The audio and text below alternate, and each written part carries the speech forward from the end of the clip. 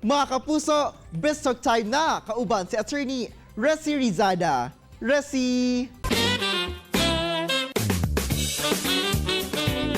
Daghang salamat, Arjo! Maayong buntag mga kapuso ug welcome to Biz Talk. Kadubuntaga atong makauban ng kapuso host and actress, Kapusong Vaness del Moral.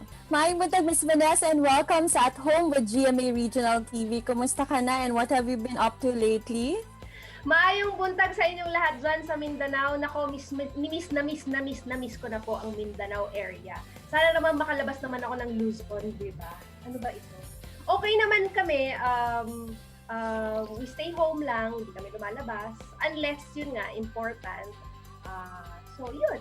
Ito, Miss Vanessa, you've also shared pala that itong Light It Forward Challenge, marami ang naaliw at saka na-inspire sa video mo. Ano ang about sa campaign na ito, this Light It Forward Challenge? The org messaged me on Instagram asking if I would like to take on the challenge daw. So sabi ko, okay naman, no problem. Sabi ko, so ano siya, since sa buong Pilipinas kasi, marami pa pong lugar dito sa buong Pilipinas ang wala pa ring kuryente. Wala pa rin, as in cable, kable ng kuryente. So paggabi, syempre, sobrang madilim pa rin. So ang Litter of Light organization, gumagawa sila ng ilaw made out of recycled items. Tapos sabi nila sa akin, we'll send you the kit. All you have to do is assemble and then light it forward. Mag-challenge ka ng ibang artists na gustong gumawa. So, yun, na-enjoy ko yung paggawa dun sa ilaw, dun sa lamp nila. And then you charge it by day kasi meron na siyang kasamang solar panel. You charge it by day para buong gabi pwede mo siyang gamitin. Tapos, so after ko siyang i-assemble, binalik ko siya kay Litter of Light organization. Tapos sila na magdadala kung saan man yung part ng Philippines na wala pang kuryente. Wow. Very inspiring and motivating also na challenge. And thank you for that, Miss Vanessa. I'm sure marami na ang na-encourage to do the same challenge as well. Ito, usapang karera naman, Miss Vanessa. Congratulations na sa ikalawang season na ang Just In. Nako, ito, what do you enjoy most about your online show with Paolo Contis at ano pa ang aabangan namin sa Just In?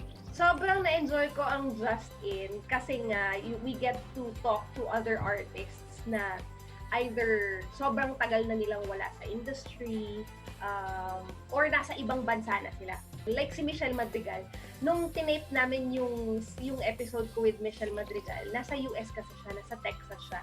So, ramdam ko sa kanya yung sabik na magkwento kung ano yung ginagawa niya sa Amerika ngayon. So, yun yung napapaabot natin sa mga kapuso natin dyan sa Davao, sa buong Mindanao, actually sa buong Pilipinas, sa buong mundo kasi napapanood yung Just In sa YouTube sa buong mundo. So doon nila nakikita kung ano pa ba yung ginagawa ng mga artists ngayon na hindi nila napapanood sa TV. Again, reconnecting people kahit Yes. despite the distance, diba? Yes. Thank you very much. Maraming salamat, Miss Vanessa, and we hope to see you here in Mindanao. Thank you, attorney. Pagpunta ko dyan, iinom talaga ako ng durian coffee.